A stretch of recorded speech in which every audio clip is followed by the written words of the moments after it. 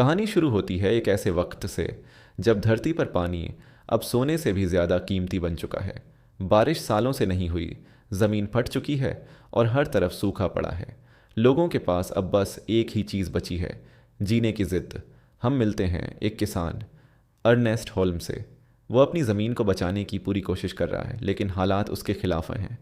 हर दिन वह पानी की गाड़ी से कुछ लीटर पानी खरीदता है ताकि थोड़ी खेती कर सके, पर वो भी मुश्किल से। अर्नेस्ट की ज़िंदगी आसान नहीं है। उसकी पत्नी मेरी बीमार है और एक स्पेशल केयर सेंटर में रहती है, जबकि उसका बेटा जेरोम और बेटी मैरी बेल घर पर हैं। अर्नेस्ट चाहता है कि वो किसी भी तरह अपने बच्चों का भविष्य सुरक्षित कर सके। वो एक मशीन बनवाने की सोचता है जो रेगिस्तान की हवा से पानी खींच सके। उसे उम्मीद है कि यही मशीन उसकी बंजर ज़मीन को फिर से ज़िंदा कर देगी, लेकिन इस मशीन को चलाने के लिए बहुत पैसे चाहिए जो उसके पास नहीं है। इसी बीच उसकी बेटी मैरी बेल का बॉयफ्रेंड फ्लेम कहानी में आता है। फ्लेम एक चालाक लड़का है। उसे अमीर बनने का शॉर्टकट चाहिए। वो अर्नेस्ट से पैसे उधार लेने की कोशिश करता है, लेकिन अर्नेस्ट उसे मना कर देता है क्योंकि उसे उस पर भरोसा नहीं। फ्लेम को ये बात बुरी लगती है। वो सोचता है कि अगर उसे ज़मीन और मशीन मिल जाए तो वह आसानी से अमीर बन सकता है। धीरे धीरे उसके मन में लालच और जलन दोनों बढ़ने लगते हैं। एक दिन अर्नेस्ट पानी की सप्लाई लेने शहर जाता है। रास्ते में वो कुछ लोगों से भिड़ जाता है जो उसकी गाड़ी और पानी चुराने की कोशिश करते हैं। अर्नेस्ट किसी तरह अपनी जान बचाकर लौट आता है। घर लौटते लेकिन अब हालात उसे पता चलता है कि फ्लेम कुछ गड़बड़ कर रहा है। वो उसकी बेटी के जरिए उसकी ज़मीन पर नज़र रखे हुए है। अर्नेस्ट को अब एहसास होता है कि असली खतरा सिर्फ सूखा नहीं, बल्कि इंसानों की लालच भी है। एक रात फ्लेम और अर्नेस्ट के बीच झगड़ा होता है। बहस बढ़ते बढ़ते हाथापाई में बदल जाती है और इसी दौरान एक हादसा हो जाता है। फ्लेम अर्नेस्ट को एक सुनसान जगह पर ले जाकर धोखे से मार देता है। वो उसके शव को छिपा देता है और गांव लौटकर सबको झूठ बोलता है कि अर्नेस्ट कहीं दूर काम करने गया है। अब वो अर्नेस्ट की ज़मीन और मशीन पर कब्जा कर लेता है। लेकिन कहानी यहीं ख़त्म नहीं होती, क्योंकि अर्नेस्ट का बेटा जेरोम अब अपने पिता की मौत का सच जानने वाला है। अर्नेस्ट के जाने के बाद घर की जिम्मेदारी अब उसके बेटे जेरोम पर आ जाती है। वो अभी जवान है, लेकिन हालात ने उसे वक्त से पहले बड़ा बना दिया है। फ्लेम अब खुलेआम घर और ज़मीन पर हक जमाने लगता है। वो सबको यह यकीन दिलाता है कि अर्नेस्ट ने खुद ही सब उसे सौंप दिया था। धीरे धीरे वो अर्नेस्ट की पुरानी मशीन पर काम शुरू करता है, वही जो हवा से पानी निकालती थी। उसे लगता है कि अगर ये मशीन काम करने लगे तो वह गांव का सबसे ताकतवर आदमी बन जाएगा। जेरोम को मगर कुछ गड़बड़ महसूस होती है। पिता के अचानक गायब हो जाने के बाद फ्लेम का यूं कंट्रोल संभाल लेना उसे खटकता है। वो अपने पिता की पुरानी नोटबुक और डायरी खंगालने लगता है।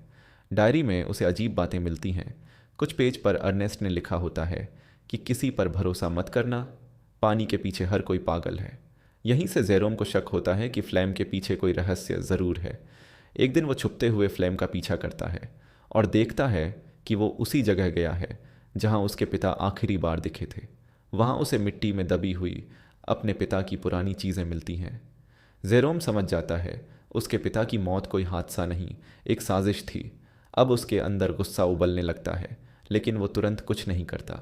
वो जानता है कि अगर सीधे भिड़ गया तो फ्लेम उसे भी ख़त्म कर देगा।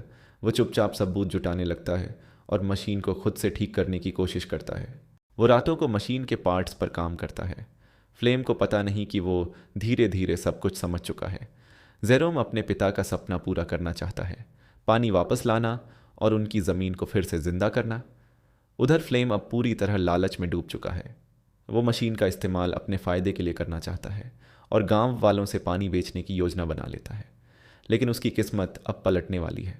एक रात मशीन ओवरलोड हो जाती है और फट जाती है। फ्लेम को चोट लगती है और पूरा सेटअप बर्बाद हो जाता है। वो गुस्से में सब कुछ जला देता है, जैसे उसकी लालच ने उसकी ज़िंदगी जला दी हो। अब जेरोम उसके पास पहुंचता है। वो फ्लेम से कहता है, जिस चीज़ के लिए तूने मेरे पिता को मारा, वही चीज़ अब तेरे हाथ से फिसल गई। फ्लेम गुस्से में बंदूक निकालता है, लेकिन जेरोम पहले ट्रिगर दबा देता है। फ्लेम गिर जाता है। उसकी कहानी वहीं ख़त्म हो जाती है जहां उसकी लालच ने शुरुआत की थी। जेरोम अपने पिता की कब्र के पास जाता है, शांत चेहरा और नमी से भरी आंखें। वो अपने पिता की मशीन के टूटे हिस्सों को जोड़ता है और उसे फिर से चालू करने की कोशिश करता है। कुछ देर बाद मशीन से कुछ बूंदें गिरती हैं, पानी की बूंदें। वो मुस्कुराता है। उसके चेहरे पर थकान भी है, लेकिन साथ ही सुकून भी। उसे पता है उसने अपने पिता का सपना पूरा किया है। इस रेगिस्तान में अब जिंदगी लौटेगी। फिल्म के आखिर में कैमरा धीरे धीरे उस सूखी धरती को दिखाता है जहाँ कभी कुछ नहीं उगता था। अब वहाँ मिट्टी पर पानी की बूंदें पड़ती हैं, जैसे खुद धरती राहत की सांस ले रही हो। जेरोम मशीन को बंद करके आसमान की तरफ देखता है, कहता है, पापा, अब तुम्हारा सपना जिंदा रहेगा। हवा में उड़ती धूल अब उम्मीद की खुशबू में बदल चुकी है। कहानी हमें सिखाती है कि तकनीक, ज़मीन या मशीन नहीं, इंसान का इरादा ही असली ताकत है। जहाँ लोग पानी के लिए एक दूसरे की जान लेने पर उतर आते हैं, वहीं एक बेटा अपने पिता की विरासत बचाने के लिए पूरी दुनिया से लड़ जाता है। और इस तरह यंग वंस 2014 ख़त्म होती है। लेकिन यह सिर्फ एक फिल्म नहीं, एक सोच है कि जब हालात सबसे सूखे लगें, तब भी उम्मीद की एक बूंद कहीं ना कहीं ज़रूर होती है।